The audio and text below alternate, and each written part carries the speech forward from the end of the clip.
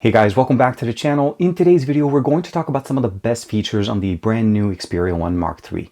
Last week, Sony finally unveiled the announcement, and of course, it's going to be coming to the US a little bit later on this summer.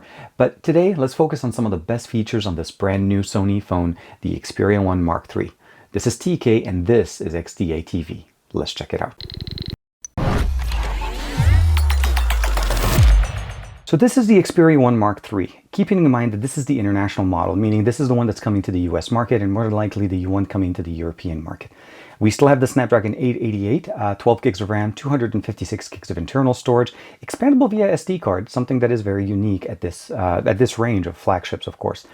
We have a 3.5mm headphone jack supporting high impedance headphones, so we have a DAC supported here that gives us the ability of having some of the best audio experiences. Second to the speakers that we have here, stereo speakers above and below the 6.5-inch 4K 120 frames per second refresh rate here on the display.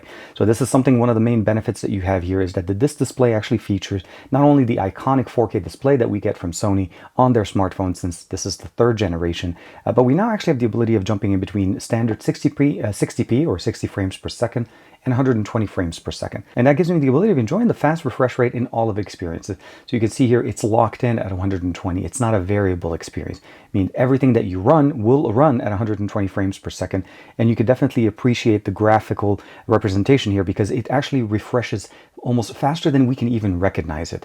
We have the Google feed here present on the left, and of course you can download and install other applications. The application drawer is still a swipe, all the customizations that we've had before, and we also have the ability of jumping in and actually customizing the display experience down to the image quality, from the ability of turning on creator mode, standard mode with video enhancement, and also even have it automatically launch creator mode whenever you jump to specific apps that support HDR and of course 21:9 aspect ratio video, as we have it here with Netflix. So if we jump into the Netflix application, and let's say you want to watch videos like this, The Six Underground, this is one of the Netflix movies, you can enjoy it in its full resolution. What I mean by this, not only does it have creator mode, but it also fits the entire display because of the 21:9 aspect ratio.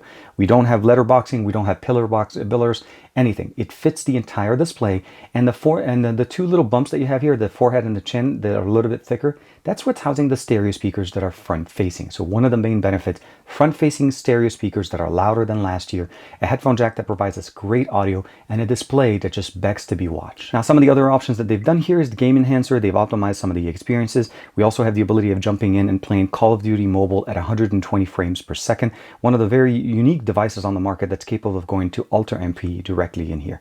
The pre-order in the US will include up to 4,300 CP points directly for Call of Duty Mobile, and a free pair of two XM3s from Sony if you decide to pre-order this between July 1st and as well, I think it's all the way through September, and you're able to get this free bonus that they're offering from Sony. Now, one of the things you want to keep in mind is you have the ability of customizing the gaming experience down to the going into the settings. You can customize a refresh rate, the touch response, and the touch tracking per app, and it will remember it. You're also able to customize the screen recording to record up to 720p at 120 frames per second. Multitasking, display and sound, you can customize the image as well as the audio equalizer. So if you're using headsets, or even if you're using a boom mic or an inline mic, to be able to do voiceover whenever you're doing your gaming recording, and of course sharing it straight into onto your website, or even of course to YouTube. Multitasking gives us the ability of doing web searches as well as accessing other applications while we're playing, and of course we have the ability of adjusting the brightness level and doing all the options here as far as screen capture and all of that straight in from the gaming experience without having to ever leave the game. You can even customize how this is present. Now, when it comes down to cameras on this device, we have a couple of new options here. We no longer have a standard camera app on this device. What we used to have, the standard Android application, is now replaced with an app called the Basic Mode within Camera Pro. So Camera Pro, as the default camera application, which is the professional camera that we have here, has a basic mode that enables us to use video and camera, which again gives us the ability of using the camera the normal way we've seen it, with what we've seen essentially is using the front-facing experience or the back-facing experience. Now, the four lenses, or the four focal lengths that we have here, are set by ultra-wide, the 16mm here, the 24mm here, the 70mm here, and the 4.4. It essentially is the 105mm focal length. Keeping in mind, we only have three cameras here with a time-of-flight sensor, and again, it's using it to try to get us better bokeh experience. Now, if we jump into the auto mode, or either aperture priority, shutter priority, or even the manual mode, you'll notice that there's an option here to be able to see the lenses in their true focal lengths. So you have the ability of seeing the 16, the 24, the 70, and the 105. But not only that, you're also able to kind of pan and zoom between the two. So from the 24 to the 70, you're able to basically do a digital zoom between the two lenses. And of course, you're able to jump over to the lens again. Your best images are always going to be using the standard focal length. So these 4 lenses essentially going to be the best experiences. We're still using the 12 megapixel sensors here, although we have a variable moving part inside of the telephoto lens that gives us the 70 and the 105 focal length straight into the camera.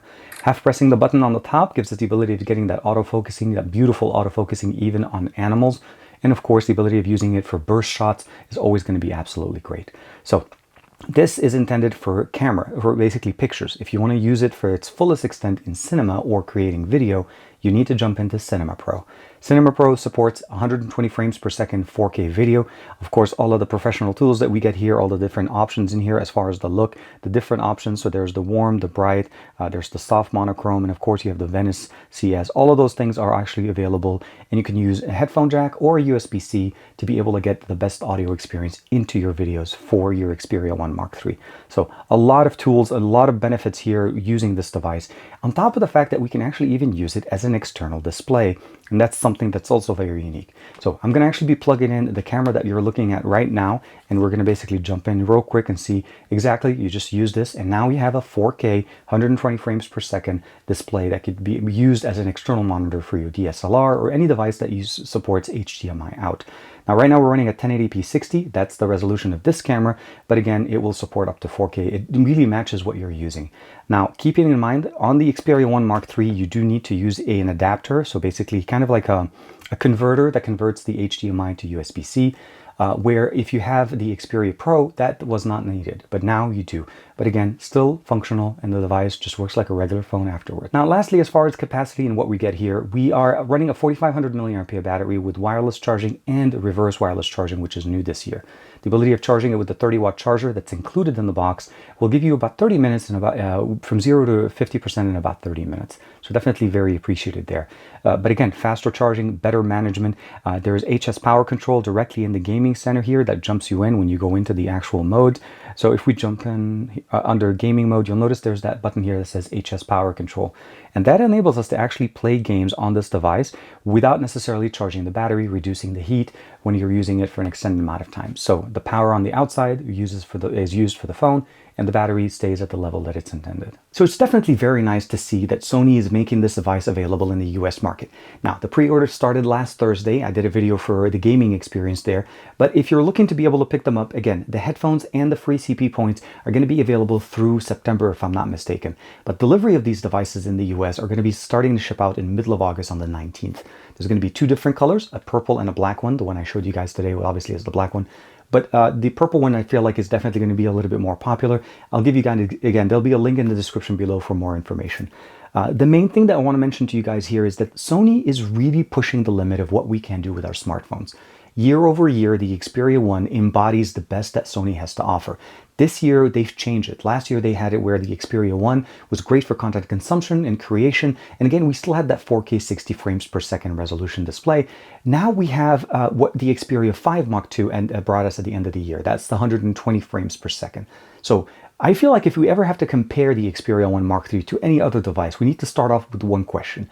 Does that other device feature a 4K 120 frames per second resolution? And then you can go from there, because I feel like it's really in its own bracket.